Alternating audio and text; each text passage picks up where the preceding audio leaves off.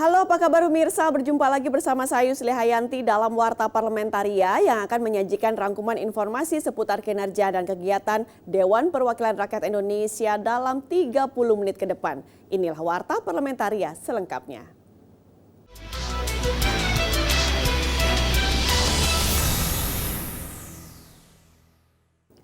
Pimpinan DPR RI menilai Undang-Undang Nomor 7 Tahun 2017 tentang pemilihan umum masih relevan dengan kondisi politik saat ini. Namun DPR RI memastikan akan tetap menampung aspirasi masyarakat ihwal desakan revisi payung hukum penyelenggaraan Pesta Demokrasi Nasional, salah satunya ambang batas presidensial threshold 20%. Wakil Ketua DPR RI Sufmi Dasko Ahmad yang ditemui di Gedung Nusantara 3 Senayan Jakarta baru-baru ini mengatakan, pencalonan presiden melalui partai politik sesuai dengan aturan undang-undang. Sufmi Dasko menegaskan, DPR RI bukannya tidak mengambil aspirasi dari masyarakat. Namun, undang-undang sebelumnya tersebut merupakan aspirasi dari masyarakat.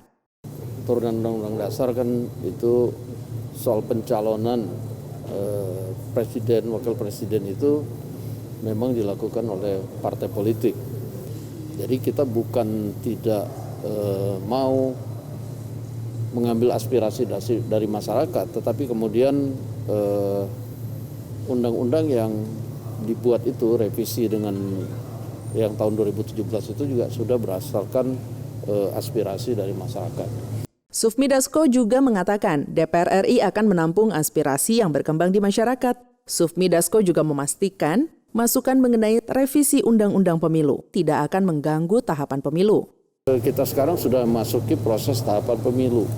Nah, tahapan pemilu yang sudah jalan ini kemudian mungkin akan terganggu kalau kemudian kita membuat lagi revisi-revisi yang waktunya juga nggak akan cukup. Jadi kita bukannya tidak aspiratif ya begitu. Zikri dan Denus, TVR Parlemen, melaporkan. Rancangan Undang-Undang Energi Baru Terbarukan diharapkan mampu menjawab persoalan energi sesuai perkembangan zaman. Wakil Ketua Balik DPR RI M. Nurdin menyampaikan pembahasan rancangan Undang-Undang EBT ini sangat diperlukan karena menyangkut transisi dari pemanfaatan energi fosil yang menyebabkan banyak polusi digantikan dengan energi baru terbarukan yang lebih ramah lingkungan.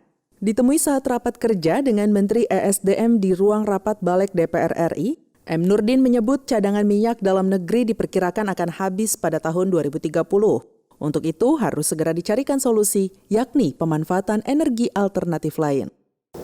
Nah, ini masih di beberapa hal sedang kita bahas, karena kalau mau energi yang bersih, ya mahal. Ya. Kalau yang kotor ya murah lah, kotor itu kan jadi polusi. Nah, ini sedang dibahas, bagaimana baiknya cari di mana titik temunya nanti.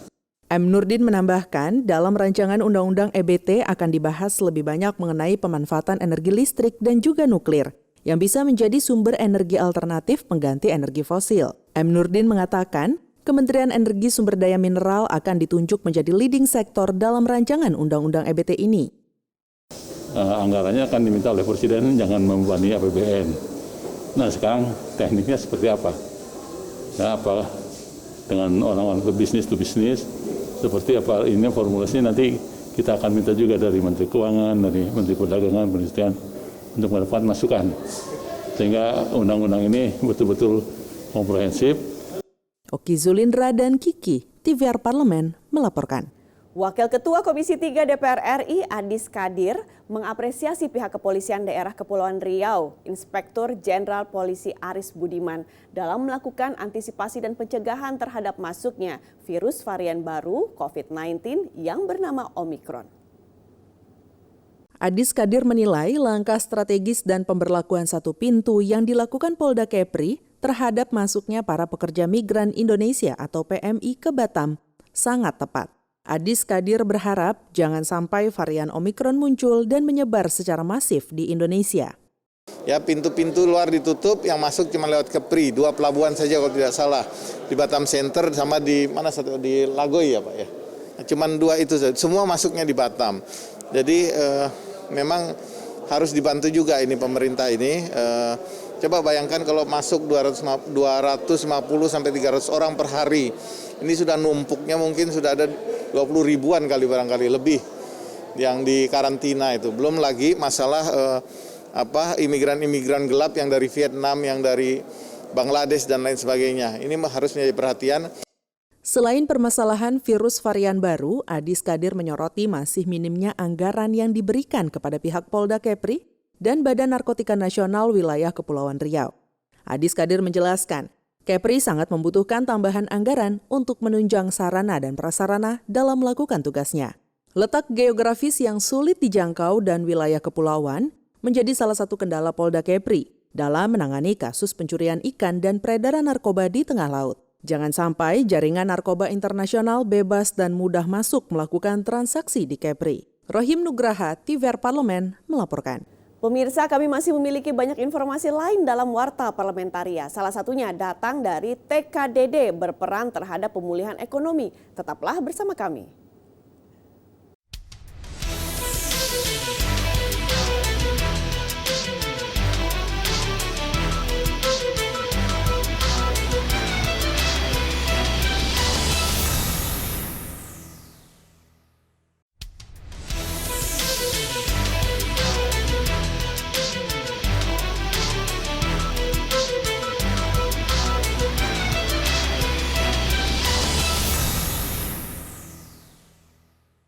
Pengelolaan transfer ke daerah dan dana desa atau TKDD memiliki nilai strategis untuk pembangunan di daerah.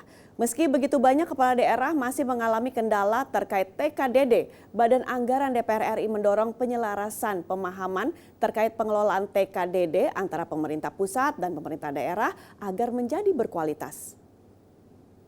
Dalam kunjungan kerja ke Kalimantan Barat, Wakil Ketua Banggar DPR RI, Syarif Al-Qadri mengatakan pengelolaan TKDD yang berkualitas bisa mendukung proses pembangunan, bantu pemulihan ekonomi, dan meningkatkan pelayanan pada masyarakat yang lebih maksimal lagi. Pada kesempatan ini, Syarif mengapresiasi pertumbuhan ekonomi Kalimantan Barat yang lebih tinggi dari rata-rata nasional pada triwulan ketiga 2021. Perekonomian daerah diminta tidak bergantung pada satu sektor, melainkan ditopang beberapa sektor unggulan. Calon bupati pasti berkaitan, terutama berkaitan dengan TKDD yang malahan tahun ini diturunkan. Kemudian juga berkaitan dengan waktu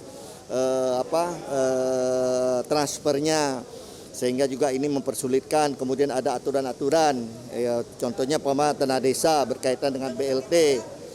Regulasinya itu hanya untuk itu, sehingga tidak bisa digunakan ke lain. Untuk TKDD Kalimantan Barat di tahun 2021 sekitar 19,83 triliun rupiah, sedangkan di tahun 2022 sebesar 18,36 triliun rupiah. Dari Kalimantan Barat, Helmi Darmawan, TVR Parlemen, melaporkan. Tim kunjungan spesifik Komisi 10 DPR RI melakukan pertemuan dengan Rektor dan Sivitas Akademika Universitas Pendidikan Mataram atau UDIKMA beserta pemangku kepentingan bidang keolahragaan di Provinsi Nusa Tenggara Barat dalam rangka uji publik dan menjaring masukan terkait draft rancangan Undang-Undang Sistem Keolahragaan Nasional. Bagaimana dengan kompetisi olahraga yang lain selain Olimpiade? Apakah juga akan diurus oleh KOI? Mau jadi satu? Mau tetap pisah? Atau mau bagaimana? Kalau misalnya jadikan satu, apakah bisa sebuah lembaga? Karena KOI ini adalah anak lembaga dari sebuah komite Olimpiade Internasional. Undang-undang ini hadir. Apa masalahnya? Bagaimana kita mencari jalan tengah sehingga semuanya bisa diatur dengan sedemikian rupa dan semuanya terurusi. Tim kunjungan spesifik Komisi 10 DPR RI melakukan pertemuan dengan Rektor dan Sivitas Akademika Universitas Pendidikan Mataram beserta pemangku kepentingan bidang keolahragaan di Provinsi Nusa Tenggara Barat. Wakil Ketua Komisi 10 DPR RI Agustina Wilujeng Pramestuti mengatakan ada beberapa isu krusial yang masih menjadi perdebatan dalam draft rancangan Undang-Undang Sistem Keolahragaan Nasional. Di antaranya terkait kelembagaan Komite Olahraga Nasional atau KONI dan Komite Olimpiade Indonesia atau KOI. Ketua Yayasan Pembina IKIP Mataram, Rusmiadi mengatakan, para pengambil keputusan perlu menyamakan persepsi mengenai batasan kewenangan antara KOI dan KONI.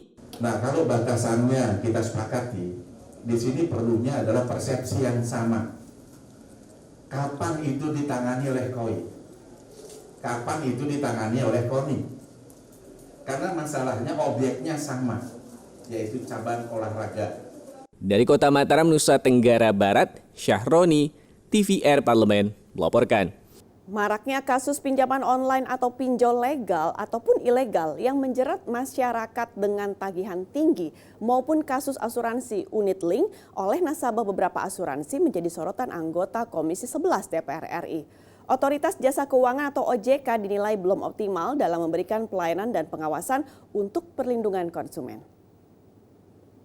Di Gedung Nusantara 1 DPR RI, Masinton Pasaribu meminta OJK segera memperbaiki kualitas kinerja, terutama kantor perwakilan OJK di berbagai daerah. Agar lebih cepat merespon pengaduan masyarakat, Komisioner OJK harus mensosialisasikan dan menegaskan kembali tugas dan fungsi OJK kepada seluruh pegawai OJK, terutama bagian pelayanan konsumen.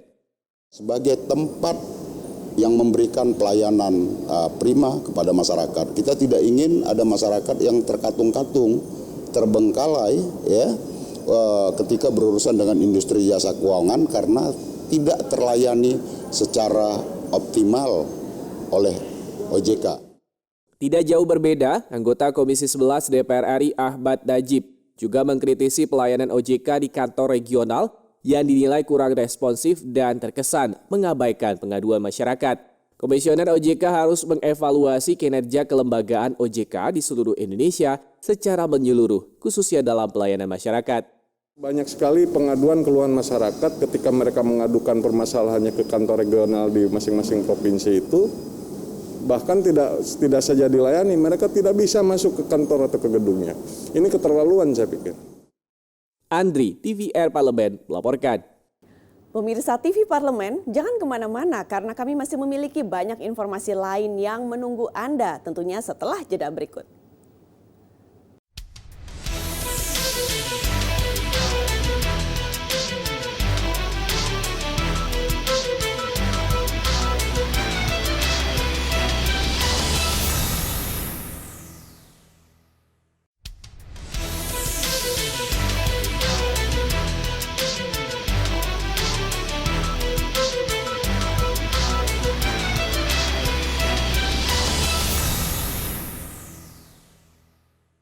Komisi 6 DPR RI dorong realisasi pembangunan kawasan industri di Kabupaten Brebes untuk membantu meningkatkan perekonomian masyarakat Kabupaten Brebes yang masih rendah. Ditemui belum lama ini, anggota Komisi 6 DPR RI Haris Turino menyoroti Kementerian Investasi atau BKPM terkait kejelasan realisasi rencana pembangunan kawasan industri seluas 3.900 hektar di Kabupaten Brebes, Jawa Tengah. Perkembangannya ini sampai sekarang tidak jelas nih, apakah akan dilaksanakan atau tidak. Brebes itu sampai saat ini adalah kabupaten kota yang termiskin, salah satu yang termiskin di Jawa Tengah. Sehingga dengan masuknya investasi asing, ya kawasan industri dibangun tentu akan meningkatkan lapangan kerja dan lain-lain. Haris memaparkan ada banyak potensi pendukung dalam pembangunan kawasan industri di Kabupaten Brebes, di antaranya upah tenaga kerja murah, ketersediaan lahan, serta kemudahan distribusi dan akses transportasi. Lahannya cukup besar ya, 3.900 itu cukup besar dan ada potensi untuk diekspan. Ya, dan lagi tentu ada pelabuhan, ya di Brebes itu ada pelabuhan dan akses jalan tol sudah lancar sekali dari Jakarta. Kalaupun dari Brebes nanti langsung ke Priuk, akses jalan menjadi hal yang penting. Haris meminta pemerintah serta pihak terkait untuk mencari tahu kendala yang menghambat realisasi pembangunan kawasan industri di Kabupaten Brebes. Diketahui Kabupaten Brebes merupakan salah satu daerah dengan angka kemiskinan ekstrim di Jawa Tengah, sehingga melalui kawasan industri harapannya perekonomian masyarakat di Kabupaten Brebes ikut meningkat. Vinita, TVR Parlemen melaporkan. Dalam kunjungan kerja Komisi 5 DPR RI ke Kalimantan Timur, Komisi 5 DPR RI menyoroti pelabuhan kenyamukan yang terletak di wilayah pesisir Kecamatan Sangatta Utara, Kabupaten Kutai Timur yang hingga kini belum kunjung beroperasi. Usai memimpin tinjauan langsung ke pelabuhan kenyamukan, Wakil Ketua Komisi 5 DPR RI Andi Iwan Darmawan Aras mengungkapkan pelabuhan Kenyamukan belum dapat beroperasi dikarenakan belum terpenuhinya akses jalan yang memadai dan jalan lintas penghubung menuju pelabuhan dan fasilitas penunjang lainnya. Andi Iwan meminta pemerintah kabupaten bisa memanfaatkan pelabuhan ini untuk kepentingan membantu perekonomian masyarakat sekitar. Menginginkan bahwa pelabuhan yang sudah kita masukkan anggaran APBN-nya sudah beberapa tahun sebelumnya ini bisa dapat fungsional. Sehingga tentu kita dari parlemen mengharapkan pemerintah bisa fokus untuk dapat menyelesaikan kegiatan ini agar supaya bisa dirasakan manfaatnya oleh masyarakat kita. Sementara itu, Direktur Pelabuhan Ditjen Perhubungan Laut Subagio mengungkapkan fasilitas pelabuhan Kenyamukan dianggap sudah selesai 50%. Selain akses jalan, Subagio mengklaim jika pelabuhan ini sudah beroperasi, permasalahan jalan yang selama ini jadi kendala masyarakat bisa teratasi. Karena secara aset kan sudah kita hibahkan ke pemerintah kabupaten ya. Tadi saya diskusi dengan Pak Kadis, tahun depan katanya dianggarkan untuk sisi pelabuhannya. Untuk jalannya mungkin Pak Wakil Ketua Komisi 5 akan dorong untuk PU ya, Kementerian PUPR untuk bantu dari sisi APBN.